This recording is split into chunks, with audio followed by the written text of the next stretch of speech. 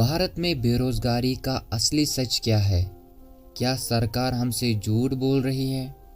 और सबसे बड़ा सवाल, आपका फ्यूचर सिक्योर है या नहीं? दोस्तों, आज हम आपको वो सच दिखाने वाले हैं जो मीडिया आपसे छुपा रहा है। बेरोजगारी सिर्फ एक इकोनॉमिक प्रॉब्लम नहीं है, ये एक टिकिंग टाइम बम है जो कभी भी फट सकता है। न्यूज़ चैनल्स आपको बताते हैं कि भारत का अनएम्प्लॉयमेंट रेट सिर्फ 4 या 5% है, लेकिन अगर ये सच है तो फिर हर तरफ बेरोजगार लोग क्यों भटक रहे हैं? CMI का असली डाटा देखिए। अर्बन एम्प्लॉयमेंट रेट 20% के पास है।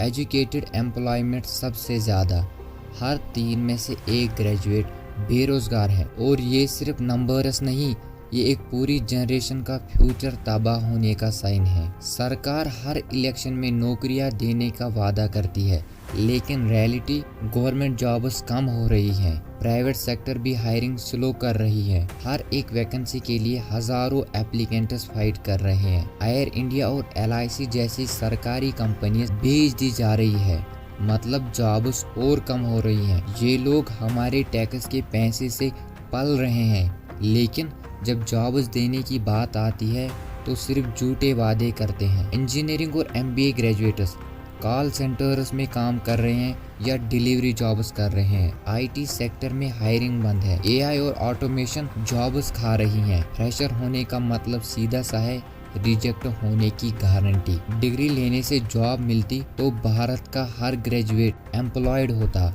रियलिटी ये है कि एजुकेशन सिस्टम प्रैक्टिकल स्किल नहीं सिखाता, सिर्फ डिग्री डिस्ट्रीब्यूट करता है। जब लोगों को नौकरी नहीं मिलती तो उनका फ्रस्ट्रेशन किस तरफ जाता है? डिप्रेशन और सुसाइड केसेस बढ़ रही हैं।